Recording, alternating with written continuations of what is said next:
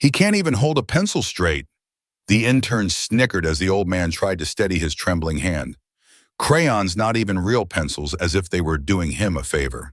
They thought it was therapy, but 30 minutes later his sketch lay flat on the table, and it matched a classified satellite image from a secure military database. If this shook you already, comment, respect his mind. The VA clinic's art therapy room smelled of disinfectant and dried paint. Sunlight filtered through half-drawn blinds, casting long rectangles across the worn linoleum floor. Edward Eddie Brooks arrived at precisely 9:45 a.m., same as every Tuesday for the past 8 months. He moved slowly, deliberately, an old leather folder tucked under his arm.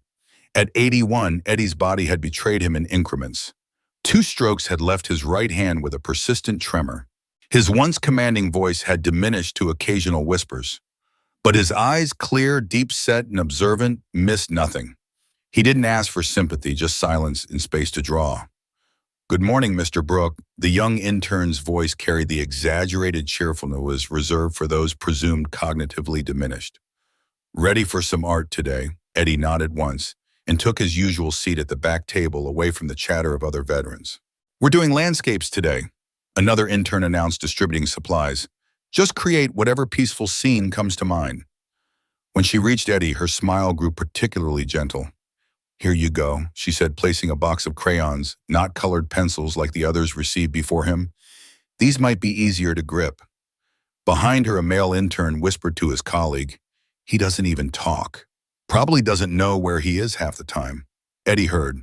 His hearing remained impeccable, a remnant of decades spent analyzing minute audio signatures for Air Force reconnaissance. He simply chose not to acknowledge.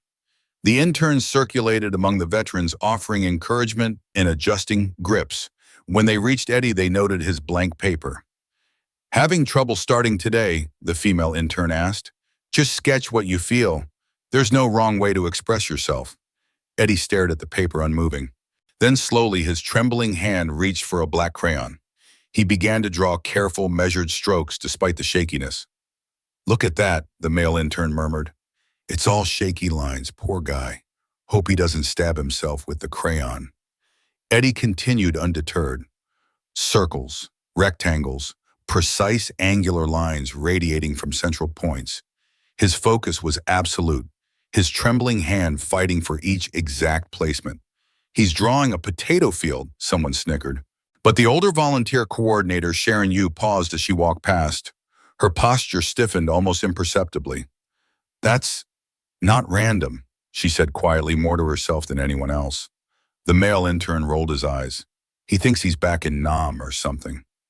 Sharon didn't laugh. She stepped closer, her gaze intensifying. Eddie drew for exactly 27 minutes, not a second more or less.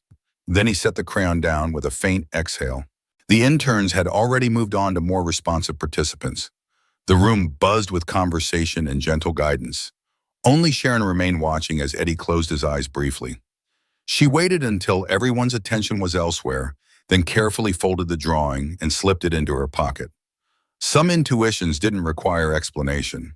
Sharon Yu had spent 22 years in Army intelligence before retiring to volunteer work. The feeling that prickled at the base of her neck as she studied Eddie's drawing wasn't nostalgia, it was recognition. Later that afternoon, she photographed the crayon sketch and sent it to an old colleague in Washington. Her message was simple: "I think this is more than therapy."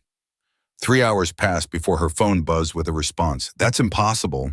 "Where did you get this?" Sharon replied. "A stroke patient at the VA. Air Force, I think." "Name Edward Brooks." Silence followed.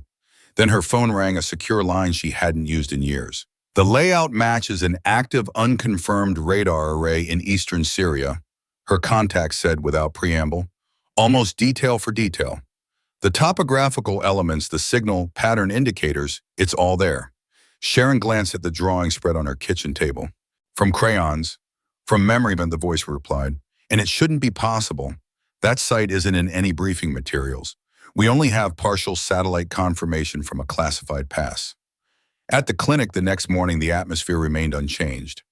Veterans shuffled between therapy sessions while staff coordinated care with practiced efficiency. The young interns gathered in the break room, scrolling through phones between assignments. "Did you see what Brooks drew yesterday?" one laughed in. We should frame his art, maybe sell it as abstract expressionism. More like abstract dementia, another replied.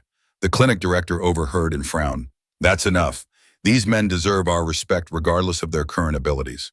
The interns sobered momentarily, but the director's reprimand addressed their tone, not their fundamental misunderstanding. As evening approached, Sharon watched through the window as two black SUVs with government plates pulled into the parking lot.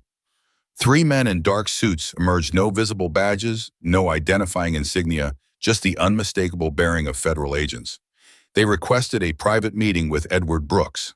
The clinic administrator began explaining protocols for patient visitation, but Sharon interrupted. He's on the back porch. I'll take you. Eddie sat in a wicker chair watching the sunset with quiet intensity. He didn't seem surprised by the visitors. The lead agent produced a folder containing two images, Eddie's crayon drawing beside a high-resolution satellite photograph. Eddie studied them briefly, his expression unchanged. It's outdated, he said simply, his first words in days. The agents exchanged glances. Sir, when did you last see this site? The lead agent asked carefully. Eddie's gaze remained on the horizon. 4 years ago, low-orbit feed, masked heat signal. The second agent stepped away, speaking urgently into a secure phone. The lead agent turned to Sharon, his voice low. He still remembers grid layouts that take weeks for our best analysts to decrypt. Do you understand what we're looking at here? Sharon nodded. She understood precisely. They had labeled him confused, diminished, broken. They'd handed him crayons, while his mind still mapped secrets that shaped national security. He never forgot, she said. We just stopped listening. Word traveled quickly through secure channels. By morning, the clinic received notification of a high-ranking military visitor. Colonel Marcus Barnes arrived at precisely 0900 hours, his dress uniform immaculate, his posture unbending. He bypassed the reception desk with a credentials flash and strode purposefully down the hallway. The male intern, who had mocked Eddie's drawing, intercepted him at the therapy room entrance. Sir, can I help you find someone? Where is Sergeant Brooks? Colonel Barnes asked, his voice clipped. Mr. Brooks, he's scheduled for group today, but I should warn you he's not mentally stable. He draws circles and random lines and Barnes turned sharply. You ever seen a phased radar dish in heat map form sun? The intern blinked. What? That's what he drew, and he got it 98% accurate from memory, in crayon with a tremor. Each phrase landed like a hammer strike. The remaining 2%, that's because the installation changed after his last viewing. The intern stepped back, color draining from his face. Barnes continued toward the porch where Eddie sat, as he did each morning, watching the world with quiet intensity. When Eddie saw the colonel, something subtle shifted in his posture, not quite military straightness, but an echo of it. His trembling hand remained still for just a moment. No salute passed between them. Just an understanding nod. They haven't changed the overlay, Eddie said, his voice stronger than anyone at the clinic had heard before. We know, Barnes replied, but you saw it without a drone. A thin smile crossed Eddie's weathered face. Some things you don't unsee. Inside, staff and veterans had gathered by the windows watching the unusual interaction. The interns who had dismissed Eddie stood frozen, their previous laughter transformed to stunned silence. Colonel Barnes guided Eddie inside, a hand respectfully at his elbow. In the common area, Barnes addressed the assembled staff. Gentlemen, ladies, this is the mind we protect, not mock. His gaze swept the room, lingering on the younger staff members. You think service ends with silence and shaking hands? That sketch may have just exposed a blind spot we've been chasing for years. Sergeant Brooks spent 3 decades identifying threat signatures that saved countless lives. His hand may tremble, but his recall remains exceptional. The clinic director stepped forward. Colonel, I assure you, had we known. That's precisely the point, Barnes interrupted. You didn't know, you saw age, disability. You didn't see the man. One of the interns leaned toward another. He wasn't lost, he whispered. We were. The following week, changes appeared at the clinic. Eddie's drawing had been officially classified and removed from all records. But a new sign was quietly added above the therapy room door. Brooks Hall, because some memories are national assets.